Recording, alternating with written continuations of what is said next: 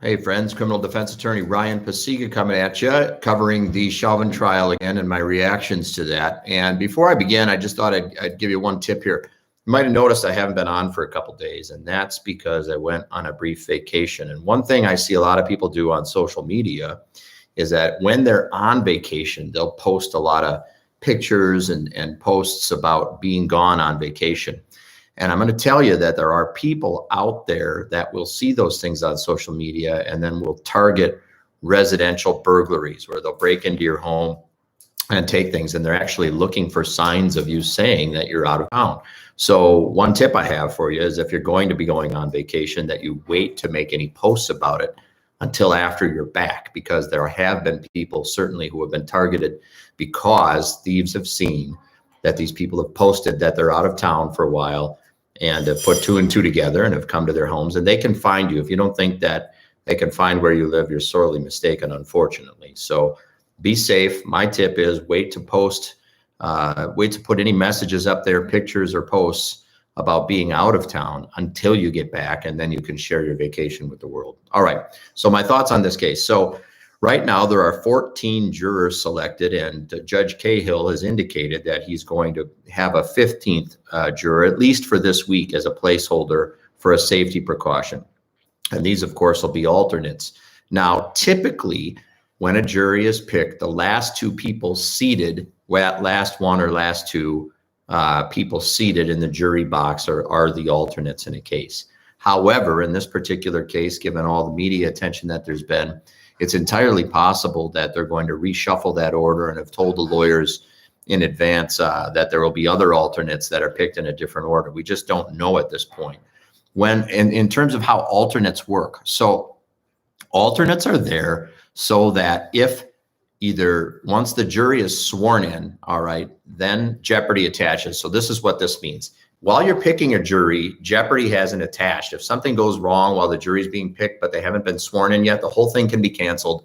And the defendant, that's not double jeopardy for them to go to trial again or begin a trial again.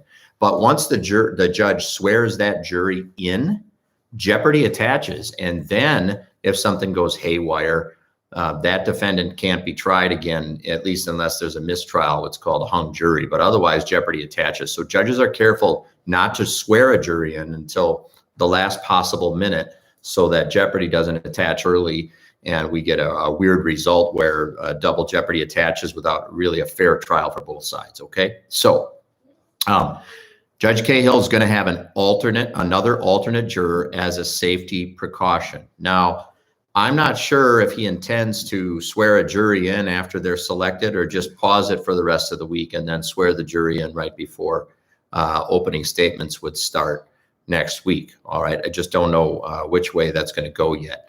But at any rate, the thought about these, my thought personally on the number of alternate jurors, look at the worst case scenario is that there's some COVID outbreak and then a mistrial has to be declared, and it's a big mess. So ideally, you'd want as many alternates as you can for this case for a couple of reasons. One, the potential for a COVID outbreak, or just even if it's not an outbreak among the jury, that one of them has been exposed somewhere, and then they've got to be further isolated and perhaps even off of the jury unless the judge makes other arrangements for that, which would call into mind some due process concerns. If they put them in another room, for example, and let them watch by television and still be a juror, that could be a problem. So I would have, in my own opinion, is that I'd have as many alternate jurors as I could if I was a judge. At least I would say 4 in a case like this if it were up to me. Now, I'm not second guessing the judge. He's very experienced, but I just think it's better to err on the side of caution so you don't lose this trial if some bad things happen. Either one, a juror gets sick, non-COVID related, okay, or has an emergency, whether it's a health emergency or something else that just would preclude them from serving on the jury the rest of the time. Second, you get some juror, and I don't expect this to happen in this case, but some juror who just clearly can't pay attention, or they keep falling asleep during the trial or things like that. If that happens, jurors have been kicked off in the middle of a trial before, so that could happen. Third, if you get a juror that's unknowingly exposed to any publicity during the trial itself, or does something goes rogue and does their own investigation, and it's found out that they've gone off the beaten path on the parameters that the judge sets up about not doing your own investigation, not going to the scene, not watching the media, not talking to other people about it. If they find out these jurors break any of these rules while the trial's going on, they'll be kicked off of the jury. And so then an alternate would take their spot, all right? So it's just safest to have as many alternates as you can. And of course, generally speaking, as the longer a trial goes, the more alternates you want in a case, because there's just that much more of a chance that something goes wrong with someone the longer a trial lasts. So if a trial is going to last about a week, a felony trial, that's kind of on in my view, the short end in terms of how long a felony trial should last. Then you're fine with probably 2 alternates, I'd say. I'm never comfortable with just 1 alternate. But a trial like this that could last a couple months, maybe, I don't know. I think 4 is certainly not a ridiculous number to have in a case like this. So nonetheless, I think the judge's intentions are to have another alternate for a 15th juror for this week. And then when the trial begins next week, it sounds like Judge Cahill is going to cut loose that 15th juror and just keep 14 jurors, meaning the 12 that you get plus the 2 alternates for the rest of the trial. And we don't know who those alternates are going to be. I think it's a good idea that they don't know who they're going to be. I mean, some people think, well, it's an insult if you think that someone, if they're told an alternate, they're not going to pay as much attention or whatever. And generally, I do believe that even alternates would take their job very seriously.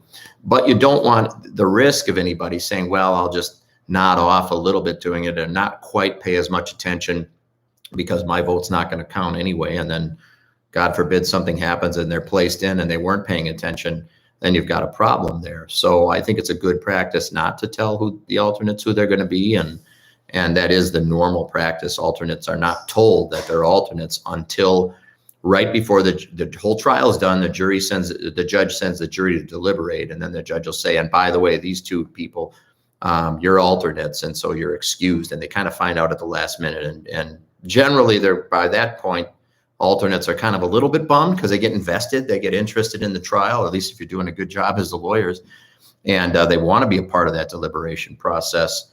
So I think generally they're a little disappointed when they find out that they were alternates. But I think in this case, they're not going to be told they're alternates again until right before deliberations. But the lawyers should know who the alternates are, because that affects when you're picking a jury or who you're striking or not. If I know that somebody's going to be an alternate, I'm not as careful with a strike as I might have to be for someone who I know is going to be seated, because the odds of them getting on to be one of the 12 are lower.